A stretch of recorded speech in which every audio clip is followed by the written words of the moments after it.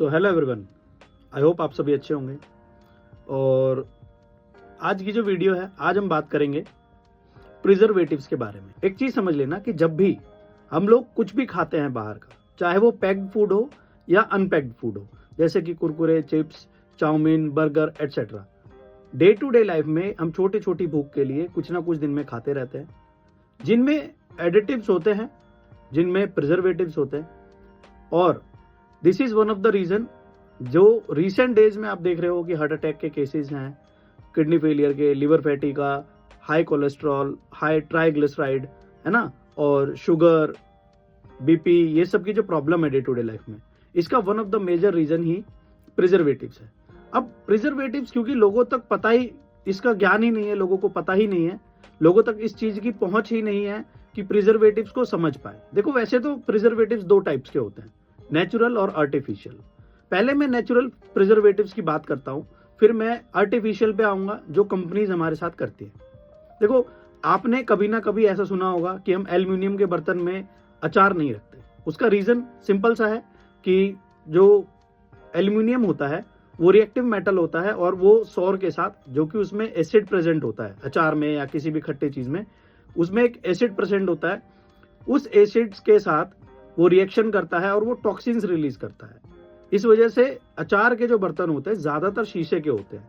इसी तरीके से और भी बहुत सारी चीजें हैं, जैसे आपने देखा होगा कि जो घरों में बना हुआ अचार होता है वो काफी लंबे समय तक चलता है। या फिर आपने देखा होगा कि जब बहुत सारा अनाज हम अपनी टंकियों में, कोठियों में रखते हैं, तो उसको स्टोर करने के लिए, काफी लंबे समय तक स्टोर करने के लिए, उसमें नीम की पत्तियां और बहुत सारे ऐसे जो नेचुरल प्रिजर्वेटिव्स होते हैं उनको डाला जाता है, ताकि उसमें कीड़े या घुन ना लगे। और भी इस तरीके की बहुत सारी चीजें हैं, जैसे गोबर भी एक तरीके का प्रिजर्वेटिव है, but not for the edible foods. इसी तरीके से और भी बहुत सारी चीजें हैं जो प्रिजर्वेटिव्स में यूज की जाती है, एज अ प्रिजर्वेटिव्स यूज की जाती है। प्रिजर्वेटिव्स अगर मैं बोलूं तो एक तरीके का किसी भी खाने वाली खाद्य पदार्थ की जीवन को बढ़ाने का एक लेप। जब आप किसी भी वस्तु को उसके ऊपर लगाते हो तो उसकी जो शेल्फ लाइफ है वो बढ़ जाती है। अब देखो, ये तो नेचुरल है कि अगर आप अपने अनाज की कोठी में, अनाज की टंकी में, जिसमें आपने 3 महीने, 4 महीने, साल भर का अनाज स्टोर करके रखा हुआ है, उसको आपने स्टोर करने के लिए उसमें नेचुरल जो चीजें हैं, जैसे कि नीम की पत्ती हो गई, नीम की डंडियां हो गई, है ना, ये सब डाला स्टोर करते समय, तो उसको नेचुरल जो है प्रिजर्वेटिव बोला जाएगा। बट आज की डेट में इंडस्ट्रियलाइजेशन क्योंकि बहुत ज्यादा हो चुका है, आपको हर चीज, कॉफी से लेके, फ्रूट से लेके और आपका पानी तक आपको पैक्ड मिलता है, जो कि एक कंपनी प्रोसेस करके देती है। अब देखो, वैसे तो कहने को हमारे देश में एक बहुत नाकामयाब, मैं कहूंगा, संस्था है जिसका नाम है FSSAI, food safety and security authority of India. अब इसका कभी आपने शायद नाम भी नहीं सुना होगा, नाम सुना भी होगा तो काम नहीं सुना होगा, क्योंकि मुझे नहीं पता ये किस बिल में रह के काम करते भी है नहीं करते। अगर ऐसा होता तो ये जो पाम ऑयल मार्केट में बिक रहा है, इतना सस्ता पनीर, नकली पनीर बिक रहा है, नकली दूध बिक रहा है और न जाने क्या क्या बिक रहा है, तो ये सब नहीं बिकता। आपने कभी फूड इंस्पेक्टर का नाम सिर्फ मूवीज में ही सुना होगा, रियल लाइफ में कभी आपने कोई फूड इंस्पेक्टर नहीं देखा होगा, या देखा भी होगा तो कभी कोई काम परफॉर्म नहीं करते, या अगर कभी देखा भी है, परफॉर्म करते हुए भी देखा है, तो सिर्फ होली दिवाली पर ये नकली मिठाइयां पकड़ने का काम करते हैं। ठीक है, खैर, ये तो हमारे लचर व्यवस्था की पहचान है। हम आते हैं अपने प्रिजर्वेटिव्स पे। सो जो प्रिजर्वेटिव्स है, प्रिजर्वेटिव्स का काम होता है किसी भी खाद्य पदार्थ की चीजों की लाइफ को बढ़ाना। जैसे आपने देखा होगा कि अगर आप आम पापड़ खाते हो, आम पापड़ अगर आप फ्रेश जो घर में बनाते हो, तो उसकी एक सेल्फ लाइफ ना होकर अपनी एक लाइफ होती है कि इस चीज को इतने दिन में सड़ जाना चाहिए या गल जाना चाहिए। और आपको एक चीज बता देता हूं, नेचर का एक रूल है कि जो भी चीज इस धरती पे आई है उसका टाइम फिक्स होता है, उसका स्पैन फिक्स होता है, और उस स्पैन को फिक्स करने के लिए बहुत सारे एनवायरनमेंट में बैक्टीरिया मौजूद होते हैं, फंगस मौजूद होता है। ठीक है, तो आपकी खाई पी हुई कोई भी चीज, चाहे वो आपका फीकल ही क्यों ना हो, आपका बॉडी वेस्ट ही क्यों ना हो, उसको भी डाइजेस्ट करके जो बैक्टीरियाज होते हैं एनवायरनमेंट में फिक्स करते हैं। ठीक है, that's how it goes on. Now we come to the point कि जब हम इस चीज को देखते हैं और ये नेचुरली ऑकर हो रहा होता है, तब तक तो ठीक है। बट बात आती है कि जब ये सारी चीजें बीच साइकिल में बंद हो जाए। देखो आपको एक न्यूज बताता हूं कि वल्चर का आपने नाम सुना होगा, गिद्ध का, इसकी बहुत सारी प्रजातियां होती है। ये बीच में ना मरने लगे थे काफी, मतलब इनकी डेथ होने लगी थी और ये एंडेंजर्ड स्पीशीज हो गई थी। एक संस्था है जिसका नाम है IUCN, ठीक है। तो ये IUCN ने क्या किया, ये IUCN ने रिसर्च किया कि ऐसा हो क्यों रहा है। तो ये जो वल्चर्स थे ना, ये फीड करते थे ह्यूमन फीकल्स पर। अब देखो ह्यूमन बॉडी का कैसे असर पड़ता है किसी पक्षी के जो जान पर, क्योंकि ह्यूमन बॉडीज बहुत ज्यादा डाइक्लोफिनेक खाने लगी थी। और डाइक्लोफिनेक कुछ भी नहीं, दर्द की गोलियां जो होती है, डिस्प्रिन हो गई और भी अलग अलग तरीके की जो गोलियां होती हैं, आप अलग अलग नाम से, फेनिक प्लस कहता है, कोई कुछ कहता है, कोई कुछ कहता है, तो अलग अलग नाम से पेन किलर्स बिकते हैं। तो ये जो पेन किलर्स थे, ये जो लोग खाते थे, और खा के जब लोगों का जो बॉडी वेस्ट होता है, या आप कह लो कि फीकल वेस्ट जो होता है, वो जब खेतों में जाता था या खुले मैदानों में जाता था, तो वहां से वल्चर्स इनको खाते थे और उनकी किडनी डैमेज होती थी। तो सोचो, आप तो प्राइमरी उसके कंज्यूमर हो, जो वल्चर है वो तो सेकेंडरी कंज्यूमर है, और आप तो उसके प्राइमरी कंज्यूमर हो। जब आप उसके प्राइमरी कंज्यूमर हो तो आपकी हेल्थ पे कितना इंपैक्ट पड़ा होगा, है ना। तो ये इसी वजह से है, क्योंकि आज की डेट में BP, sugar, high cholesterol, triglyceride, fatty liver, ये जो जितनी भी आजकल की बीमारियां हैं, ये बीमारियां नहीं है, ये हमारा बैड लाइफस्टाइल है। मैं खुद ओवरवेट हो चुका हूं, बट आई हैव डिसाइडेड कि मैं अपने वेट को रिड्यूस करूं और हेल्दी लाइफस्टाइल को फॉलो करूं। सो इसी वजह से मैंने ये वीडियो भी बनाई है। और इस वीडियो में मैं आगे जो आपको बताने वाला हूं वो ये है कि प्रिजर्वेटिव्स जो होते हैं, देखो मैं आपको एक चीज दिखाता हूं। मेरे पास ये किसी कंपनी का ये पड़ा हुआ है, ये ओट्स है। I used to eat this. अब आप देखो, इसमें आपको ना यहाँ पर आपको इसके न्यूट्रिएंट्स या इंग्रेडिएंट्स मिल जाएंगे। एक तरफ में न्यूट्रिएंट्स है और एक तरफ में इंग्रेडिएंट्स है, और मैं आपको पढ़ के बता देता हूं कि इसमें क्या क्या मिला हुआ है। वैसे तो देखो, क्योंकि ये फ्लेवर्ड ओट्स है, अगर जो रोल्ड ओट्स होता है जिसमें कुछ भी नहीं होता, सिर्फ कटेड होता है, वो वाला ओट्स में और इसमें बहुत डिफरेंस है। हालांकि प्रिजर्वेटिव्स उसमें भी होता है, तभी इनकी जो लाइफ होती है वो 6 महीने, 7 महीने, 10 महीने की होती है, साल भर की होती है। तो आप सोच के देखो कि अगर कोई चीज आपके घर में भी है, अगर सब्जियां है, साग है, कोई ऐसी चीज है जो टमाटो केचप है या कुछ भी है, आप बहुत बेसिक सिंपल चीज बता रहा हूं मैं आपको, कि अगर आपके घर में ये सब है और वो खराब नहीं हो रहा है, तो समझ लेना, अगर वो खाने वाली चीज खराब नहीं हो रही तो आपकी बॉडी खराब होगी फिर। और ये बहुत कॉमन है। तो ऐसी कोई भी चीज, जैसे आपने एग्स खाए, मैंने अभी 3-4 दिन पहले, और ये वीडियो मैं इसलिए बना रहा हूं क्योंकि मैंने कुछ दिन पहले ऑनलाइन किसी एक प्लेटफॉर्म से जो 10 मिनट में डिलीवरी करता है, उससे मैंने एग्स मंगाए और मैंने वो एग्स खा लिए। तो उसका जो योक था, I don't eat that part, ठीक है। तो मैंने देखा कि 4 दिन 5 दिन हो चुके हैं ऑलरेडी, और वो जो योक है वो एज इट इज पड़ा हुआ है। I will upload that in this video also. अब सोच के देखो कि अगर वो जो योक है उसको 1 से 1.5 दिन में ही बैक्टीरिया, फंगस को खा लेना चाहिए था, उसको डिकम्पोज कर देना चाहिए था, उसमें से स्मेल आनी शुरू हो जानी चाहिए थी, नहीं, इट रिमेन्स सेम। तो how is that possible? It means कि एग्स आर नॉट प्योर, है ना। और एग्स में जरूर कुछ ना कुछ, कोई ना कोई प्रिजर्वेटिव्स है, या कहीं ना कहीं ऐसा है कि नकली अंडे हैं।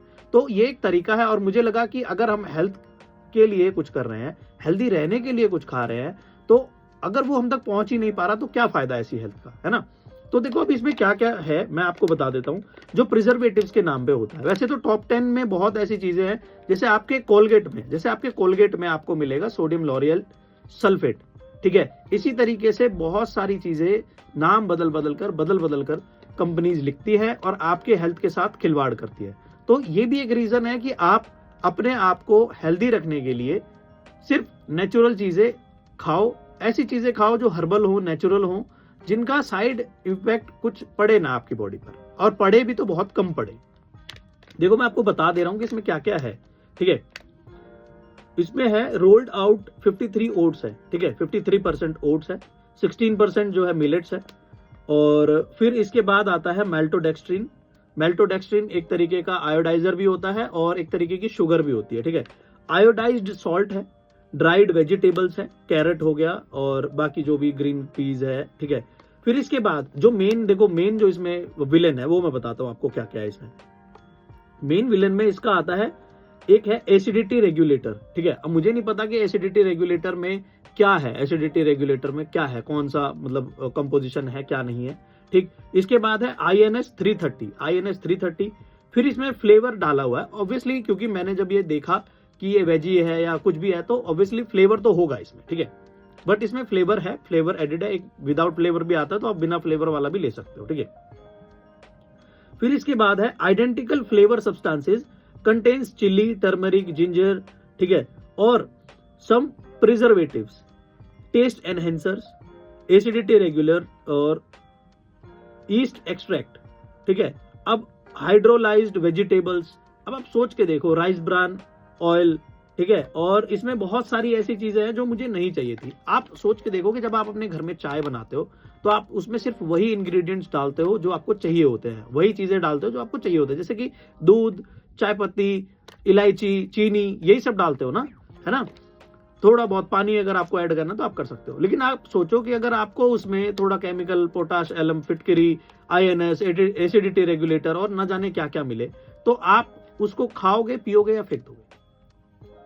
एक चैनल भी है यूट्यूब पर, फूड फार्मा करके, और मैंने उनसे इंस्पायर होकर ही सोचा है कि मैं भी इन चीजों को सामने दिखाऊं, पब्लिक को पता चले कि whatever we are eating that is not safe. क्योंकि बहुत से बच्चे पूरे दिन में चिप्स, कुरकुरे, बिस्किट्स, और देखो एक देयर वाज अ टाइम, क्योंकि ज्यादा डेस्क जॉब होती है और फैमिली से थोड़ा दूर रहने के बाद you can not cook every time, है ना। तो what you suppose to choose is कि चलो कुछ खा लेते हैं, मैगी खा लेते हैं या फिर ऐसे ओट्स खा लेते हैं, और हेल्दी ऑप्शंस में आप चुनते हो कि ओट्स खा लेते हैं। But what about if you will get this kind of iodizers, these kind of acidity regulators, these kind of preservatives in that, और preservatives के नाम पे instead of writing chemical they used to write it preservatives, जिससे public को लगे कि भाई थोड़ा जो पढ़ा लिखा व्यक्ति भी होगा वो समझेगा प्रिजर्वेटिव्स ही तो है। जैसे आप क्रीम वाले बिस्किट्स खाते हो तो they are no more cream biscuits, ठीक है, वो केमिकल बिस्किट्स है।